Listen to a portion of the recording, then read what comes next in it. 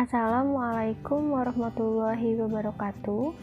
Saya Raslina Hanin Safitri dari Prodi Pendidikan Ekonomi kelas A Pagi dengan NIM 18721500071. Di sini saya akan menjelaskan atau menjawab soal yang telah diberikan oleh dosen pengampus saya, Ibu Cynthia Anissa Rahman Putri, MPD, selaku dosen mata kuliah Teori Ekonomi Makro. Berikut soalnya yaitu bagaimana pendapat saudara terkait berita yang sedang beredar bahwa akan terancamnya perekonomian dunia, khususnya Indonesia pada tahun 2023. Jelaskan apa yang harus dilakukan oleh pemerintah dan apa sikap saudara sebagai rakyat biasa.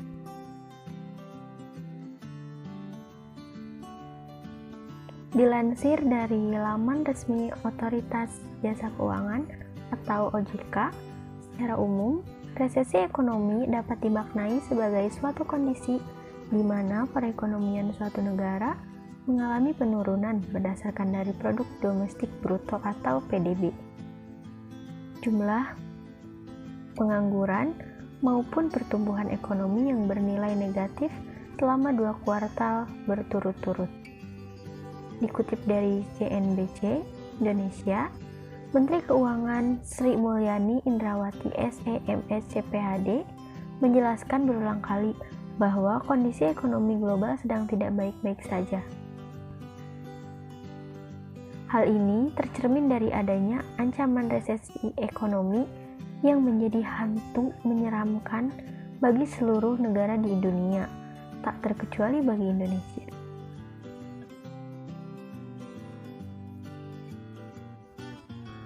Pengalaman membuktikan bahwa selama masa-masa sulit sebelumnya, seperti krisis 1998 dan masa pandemi COVID-19, UMKM menjadi garda terdepan yang dapat bertahan dan menjadi solusi dalam menghadapi masalah ekonomi. Menurut data Kementerian Koperasi, Usaha Kecil dan Menengah atau KUKM, tahun 2018, jumlah pelaku UMKM sebanyak 64,2 juta atau 99,99% dari jumlah pelaku usaha di Indonesia. UMKM tersebut didominasi oleh pelaku usaha mikro yang berjumlah 98,68% dengan daya serap tenaga kerja sekitar 89%. Sementara itu, sumbangan usaha mikro terhadap PDB hanya sekitar 37,8%. Dari data di atas, Indonesia mempunyai potensi basis ekonomi nasional yang kuat karena jumlah UMKM terutama usaha mikro yang sangat banyak dan daya serap tenaga kerja yang sangat besar. Tiap tahunnya, sektor ini memberi persentase yang besar dalam pengurangan jumlah pengangguran di Indonesia. Dengan jumlah UMKM yang selalu bertambah di setiap tahunnya, maka secara tidak langsung jumlah pengangguran juga akan berkurang. Poin tambahan bagi UMKM adalah ketergantungannya terhadap nilai dolar yang kecil, sehingga naik turunnya nilai dolar di dunia tidak akan berpengaruh besar terhadap pergerakan UMKM di Indonesia. Hal inilah yang menjadi alasan utama UMKM menjadi solusi dalam berbagai keadaan ekonomi.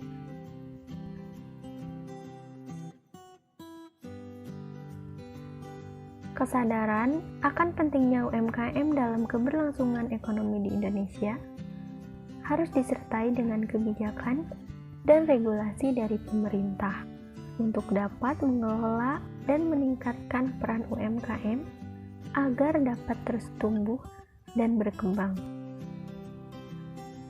Dalam konteks ini, pemerintah juga perlu menggandeng pihak perbankan, swasta, serta BUMN agar semua pihak tersebut dapat membuat skema-skema permodalan yang mudah diakses oleh para pelaku usaha UMKM.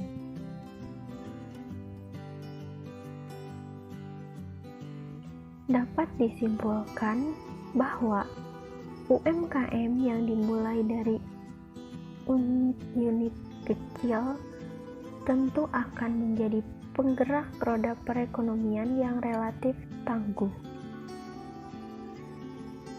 Sebagaimana dinyatakan sebelumnya, bahwa UMKM adalah sektor yang relatif mampu bertahan kuat di masa kritis.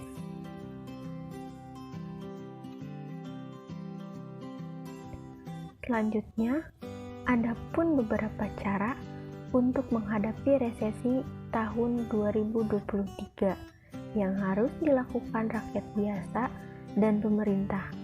Di antaranya yaitu yang harus dilakukan oleh rakyat biasa. Yang pertama yaitu menabung. Tabunglah sekarang sebanyak mungkin kebutuhan kita dan keluarga kita selama 1 tahun. Kita tidak akan tahu seberapa lama winter kali ini.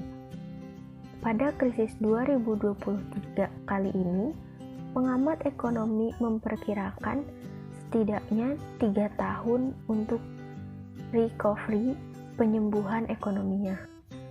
Akan tetapi, PHK besar terjadi.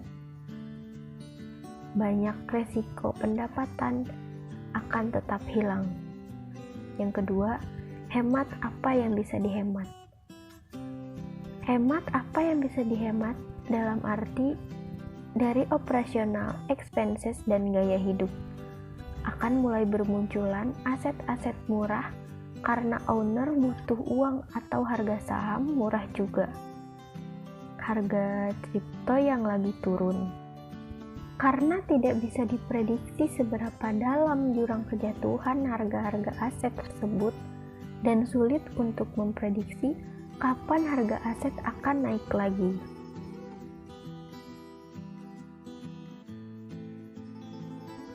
Selanjutnya, pelihara aset. Kita harus memelihara aset yang siap liquid saja dan non-liquid aset segera jual sebelum nilainya jatuh. Hindari high risk investment dan properti di saat krisis ekonomi. Selanjutnya, lindungi diri kita dan keluarga. Lindungi diri kita dan keluarga dari asuransi kesehatan dan asuransi jiwa. Kemudian, letakkan uang kita di emas, karena logam mulia adalah aset. Efisiensikan pengeluaran tersebut. Selanjutnya, atur ulang pos pengeluaran. Yang bisa dilakukan adalah mengatur ulang pos pengeluaran. Jika selama ini kamu belum mengatur cash flow dengan baik, sekarang adalah saat yang tepat untuk mengecek dan mengatur ulang pos pengeluaran kamu. Pos lain yang sering tidak disadari adalah pos yang berhubungan dengan hiburan. Bukan berarti harus benar-benar dihilangkan ya, tapi kamu bisa mengurangi intensitasnya atau memilih opsi yang lebih terjangkau. Batasi dulu jatah makan di luar dan ubah destinasi wisata yang lebih ramah di kantong. Lalu selanjutnya, mencari penghasilan tambahan. Kita dapat memulainya dengan memanfaatkan hobi atau mulai berbisnis dengan teman dan menghasilkan pemasukan tambahan. Masyarakat juga dapat berjualan online, mengingat semakin merajainya teknologi atau informasi internet lainnya. Selain itu, investasi juga menjadi pilihan yang bisa diambil oleh masyarakat.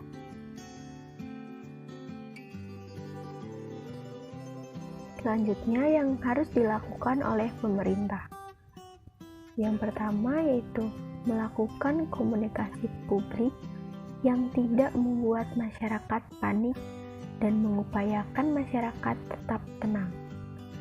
Yang kedua, mengaktifkan Satgas Pangan di daerah yang memiliki tugas melaporkan harga dan ketersediaan komoditas untuk dilaporkan kepada kepala daerah. Selanjutnya, secara berjenjang dilaporkan kepada Kemendagri dan mengecek langsung ke lapangan terkait harga dan ketersediaan komoditas, termasuk masalah yang terjadi, atau suplai dan distribusi. Yang ketiga, gerakan tanam pangan cepat panen, yakni gerakan menanam tanaman seperti cabai, bawang, dan lain-lainnya sebagai upaya mencukupi ketersediaan pangan rumah tangga. Gerakan ini perlu diinisiasi dari seluruh komponen masyarakat seperti PKK, Babinsa, dan Babin Kamtibnas.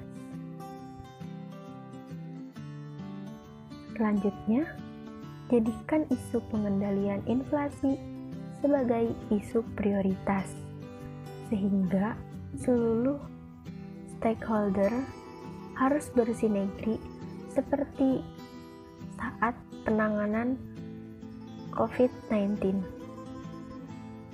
Selanjutnya, mengaktifkan Tim Pengendalian Inflasi Daerah atau TPID pada tingkat provinsi dan kabupaten atau kota agar bersinergi dan konsisten dalam melaksanakan fungsi dan tugasnya.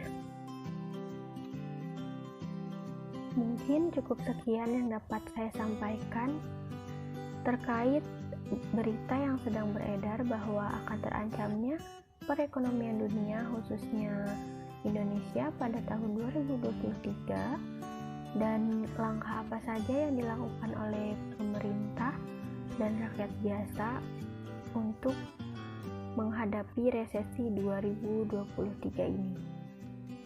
Kurang lebihnya mohon maaf. Wassalamualaikum warahmatullahi wabarakatuh.